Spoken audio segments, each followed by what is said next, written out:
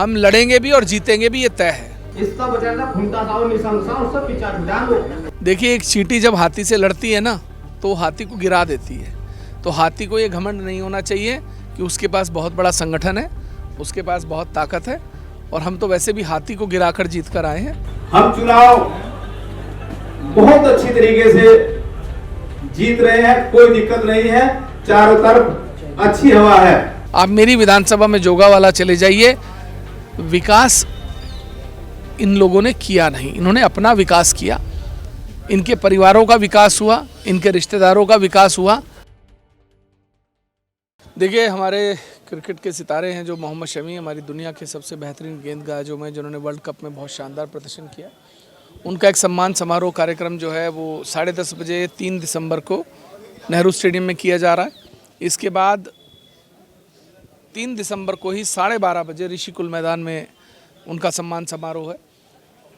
सभी कार्यकर्ताओं की बैठक की गई, उनके साथ चर्चा की गई, किस तरीके से कार्यक्रम को भव्य बनाया जाए उस पर चर्चा हुई, और सफल और सुचारू रूप से कार्यक्रम संपन्न हो इस पर चर्चा हुई। बूथ को लेकर सभी हमारे जो वरिष्ठ कार्यकर्ता हैं, हमने उन सब लोगों के विचार अपने कार्यकर्ताओं के साथ साझा किए और आगे कैसे बढ़ें इस रणनीति पर काम किया।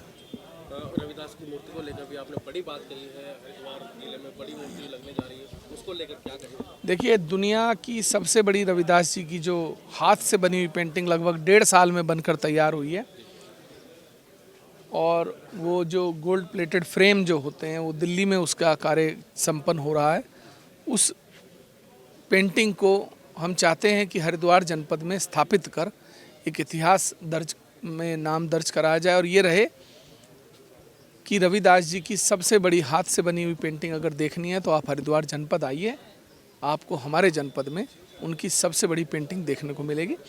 और हमारा लक्ष्य है कि लगभग 1 लाख लोग जो हैं उस कार्यक्रम में सम्मिलित हों और सभी के सहयोग से वो कार्यक्रम संपन्न हो, उसी पर कार्य चल। अब ये शादियों का प्रोग्राम है, 101 शादी आप कराने जा रहे हैं, बड़ा प्रोग्राम कराने जा रहे हैं, और ये मुझे लगता है कि गिनीज बुक में भी दर्ज होने वाला है। जी, हमें उम्मीद है। कहा कि आगे इससे भी ज़्यादा शादियाँ होंगी, जो गरीब बच्चे हैं उनकी शादियों को लेकर आप लगातार प्रयास करते रहते हैं, क्या कहेंगे इस पर? देखिए, कहते हैं ना, वो एक कहावत है कि मैं अकेला ही चला था जाने भी मंजिल, लोग मिलते गए और कारवां बनता चला गया।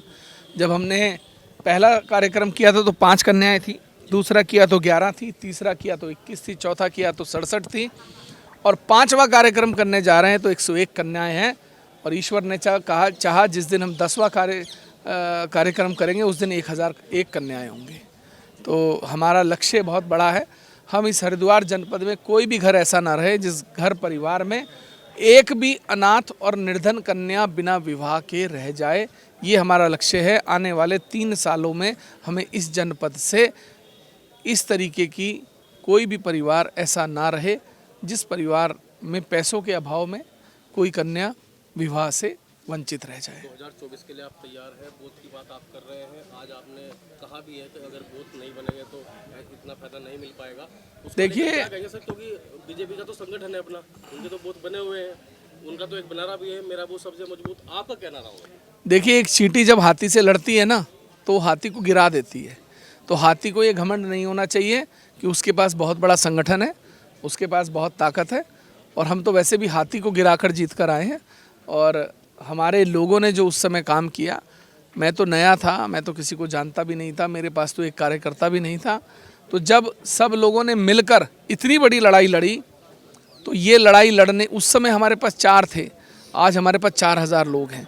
ये फासला बहुत लंबा है, और ये जो गलतफहमी इन लोगों को है कि इनके पास बहुत बड़ा संगठन है, बहुत बड़ी ताकत है, आप निश्चिंत रहिए, वक्त आने दीजिए, आपको सड़कों पर सैलाब अगर लोगों का नहीं मिला, क्योंकि आज भ्रष्टाचार के खिलाफ हर घर से एक आदमी निकलकर लड़ाई लड़ना चाहता है, क्योंकि वो जानता है कि अगर ये भ्रष्टाचार नहीं ख़त्म किया तो ये लोग हमारा भविष्य अंधकार में कर देंगे। रोज़गार ख़त्म कर दिए गए हैं, अस्पतालों की दुर्दशा हो चुकी है, स्कूलों की हालत जहाँ बच्चे हैं वहाँ टीचर नहीं है, जहाँ टीचर है वहाँ बच्चे नहीं हैं, जर्जर हालतें हो चुकी हैं। आप गांव देहात में जाइए, खादर में आज भी बहुत सारे ऐसे गांव हैं जो सन 1947 से पहले के गांव आपको लगेंगे कि हैं।